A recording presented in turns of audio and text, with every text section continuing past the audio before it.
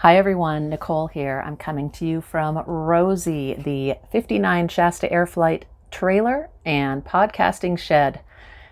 All right, here's what I want to talk about today. What do you do when an agent has not responded? Of course, I'm talking about literary agents in this case. So it could be an agent or multiple agents. You've gotten no response. Here's what you do. And I can sum it up in 2 words, but keep watching the video beyond these 2 words because there are some caveats and there is more to think about beyond these 2 words. But essentially, I think these 2 words are it. The 2 words are move on. As writers, we are so trained, especially writers who are intent on getting our work into the hands of readers via publication. We are so trained to externalize our forward momentum. Okay, what I mean by that is we are so trained to wait for the yes from agents, editors, even earlier on in the process, maybe beta readers. And that's not necessarily wrong in my view. What is not good for any writer who wants to have longevity in this field, who wants to keep writing, who loves writing, who really doesn't want to give it up. What is wrong is when you get a no, or even worse, I think, when you get nothing, no response. You have spent precious time and energy crafting a perfect query letter for an agent. You send it out, you know the guidelines, you followed the guidelines on that agent's website, let's say, or on their social media.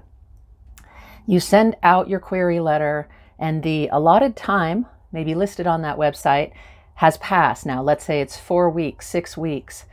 And you're wondering, should I nudge this agent? Should I do a follow-up? Should I query them again? Maybe they didn't get my query. First of all, if you did not receive something saying, thank you for your query, we will respond in whatever the time frame might be. And there's no standard time frame. Different agents will have different response times. Some agents will respond right away. Others might wait 4 weeks, 6 weeks, 2 months, which I think is personally excessive, but that's me, and I'm a little jaded and definitely opinionated about this. Writers get into this sort of quandary, and I see it over and over again, where they think, oh, what should I do? Should I nudge? Maybe they're still considering it. Should I go ahead and send them a partial, which is, let's say, 50 pages of the manuscript? Again, this varies from agent to agent. Or should I send them a full? Should I send them my entire manuscript, even though I haven't heard back about my query? No, no, no. Don't just pump the brakes. Stomp on those brakes at that point, because no response is a response. And again, I'm really referring to that agent's specific guidelines here. If the agent says on their website, on social media, you probably won't hear from me earlier than 4 weeks, and you as the writer are at week 3 going, I don't know, I think I should send them more. I think I should nudge them. Don't do that, because think about the actual time frame they're talking about. And I would use those time frames as minimums. So 4 weeks goes by, and you haven't heard anything. Okay, well, what's going on? Maybe give it a few more days, maybe give it till 5 weeks. But essentially, if you are not being explicitly told by that agent that, hey, if you haven't heard from me, send me a nudge, send me an email saying, just wondering what's up with my query. If that conversation hasn't happened in some form, don't do it. Do I think the world's going to end if you do? No. Do I think you're wasting your time and somehow, this is a little esoteric, but somehow almost lessening your dignity as a writer? Yes, I do. Absolutely. I don't think it's good to train our writerly minds, and especially that part of our writerly minds that is thinking about and pursuing publication. And that's very different than the pure creative process of writing. I don't think it's a good idea to start training that part of ourselves to just keep hanging on when we get no response, to think we should nudge when we get no response and that time has passed, that minimum time for hearing back, or to stop querying altogether. I'm just going to wait on this agent. This is my dream agent. I'm just not going to query anyone else, because what if they say yes and then another agent says yes, but they're not my dream agent? These conversations happen in the minds of writers. They really do. But I think what's so important is when I say that the 2-word response to do this when you don't hear back from an agent, and that 2 words is move on, I think it's very, very important, speaking of training that writerly publishing part of ourselves, to learn to become forward thinking, not backward thinking. Don't become regressive in your thinking as a writer. Well, I'll move on when. I'll move on when I get a definite no from this agent. I'll move on if I don't hear this back from this agent in, I'll give it 6 months, even though they said they typically get back in 4 weeks. Don't do that to yourself. It's a way of, I think demeaning is a strong word, so I won't say demeaning, but it's a way of deprioritizing yourself and your need to have professional relationships in publishing. And you might think, well, Nicole, I don't have any relationships in publishing. That's what I'm trying to do, is just get someone, anyone, to respond to me so that, first of all, I can say, I have an agent, which, let's face it, that's a fun thing to post on social media, right? It's great. It's fine. But also remember this, people tell you who they are. Believe them the first time. Many of us have heard this before, but it can be hard to take this to heart. If an agent you are interested in, and you're interested in having this person represent you, doesn't even respond to your initial query that you have spent time and energy and mental blood, sweat, and tears crafting and sending to them, if they don't even respond to that, how confident can you really be moving on? Let's say this agent did offer representation eventually. How confident can you actually be moving forward that they will respond to the many, many, many emails you will, and other communications, phone calls, etc., that you will likely be initiating in the months and years moving on from that, okay? People show you who they are. If you have an agent who, say, is a top tier agent and they have huge clients, and you manage to secure representation from this person as a new writer, that's fantastic. If that agent gives you the same sort of attention that even they're giving to their big clients. And again, it can be hard to adopt this mindset as a writer who's new at this. If you are new to the querying game, it's not wrong, and you're not alone.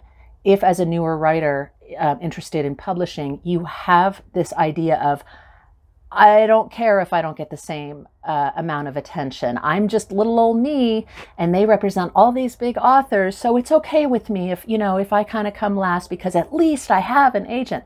At that point, my friend, you are settling for crumbs, and crumbs are not good when it comes to building a career, okay? So you might say, well, Nicole, what do I do? Agents aren't responding to me. Agents aren't, if they do respond, I'm getting rejections, or I'm getting maybe a request for a partial or a full, but ultimately that's ending up in a rejection. What I would say to you is be forward thinking about your career.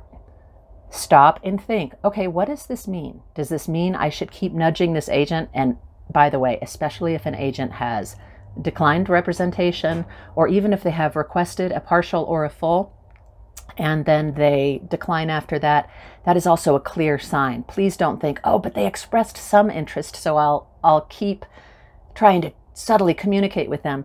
Don't do that. That's a no, okay? And it's the best thing to learn to do in those situations. I have had to learn to do this. I would say the vast majority of published writers have had to learn to do this. You pick up your dignity, you move on. You move on to the next one. And that can be hard, especially when you thought, I was this close. I was so close. I know this person likes my work. They had nice things to say in the rejection. It was still a rejection. It's still a no. And by the way, it's not necessarily an indicator of the quality of that work. What I tell my students, what I tell other writers when we get into this conversation is an agent's rejection is that person's opinion about this particular project on that particular day. Another agent might happily scoop this project up and you're off to the races. So don't let a no be devastating. I know that's hard. I do. I let no's be devastating all the time back in the day when I was first trying to get an agent. I had many rejections. I have a shoebox full somewhere, I think, in the back of a closet. And then ultimately I did get not 1, but 2 offers of representation. Okay. And then I had to do that wonderful game of deciding which agent I would go with. Okay. And so it does happen. But again, it was, I think, a couple years of solid querying. And this was back in the day. This is the early 2000s. getting rejection after rejection after rejection, and those hurt. I would feel like they threatened to set me back, and sometimes they would even feel, if I say I got 2 on one day, I would sometimes feel I'm just going to stop. I'm going to quit. I'm done. I can't take this. I'm a sensitive writer. But don't let it stop you. If you are a writer and you love writing and you're intent on doing this, move on. I don't mean that in a cavalier way. I don't mean that in a tough, cold, I don't care about anybody, I don't need anyone kind of way. I mean it in a forward-looking, one foot in front of the other, okay, that was a no, what's next kind of way. And I think to adopt this attitude of discovery, and by the way, this doesn't stop when you get an agent. It doesn't stop when that agent sells your manuscript to an editor at a publishing house. It doesn't stop when you see your book on the shelves. I think if you lose that attitude of discovery and wanting to see what's next as a writer, your writing is in trouble, no matter where you are on the spectrum, from neophyte beginner to bestseller who has sold, in multiple languages and tens of thousands of copies of books. Don't lose that attitude of forward thinking, what's next? And yes, enjoy the moment, of course, and hopefully there will be many great moments, big and small, in your journey toward publication and beyond. Don't lose that attitude of forward discovery, and don't forget what first made you love writing in the first place. If you look back through my videos, I say this sort of over and over in different ways. I can tell you from experience, my own personal experience, and really having to sort of claw back to a place of remembering why I became a writer, what I love about writing, how it absolutely adds to my life. Just the act of writing, I'm not even talking about publishing here.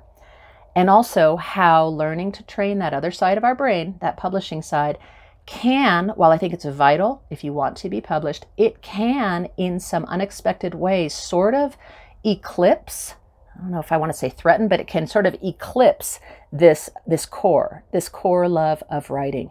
So don't let it do that, even in the hard times, even if you are getting rejection after rejection from agents or from editors, even if you're getting nothing, zero, bupkis from agents and editors. You're hearing radio silence. Know that you are not alone. This is apparently more and more and more common these days, where the response just isn't there. And I think that's kind of awful and unfortunate. It's awful to be on the receiving end of that non-communication, right? So again, try to remember those 2 words in a spirit of calmness and in a spirit of, okay, I tried that.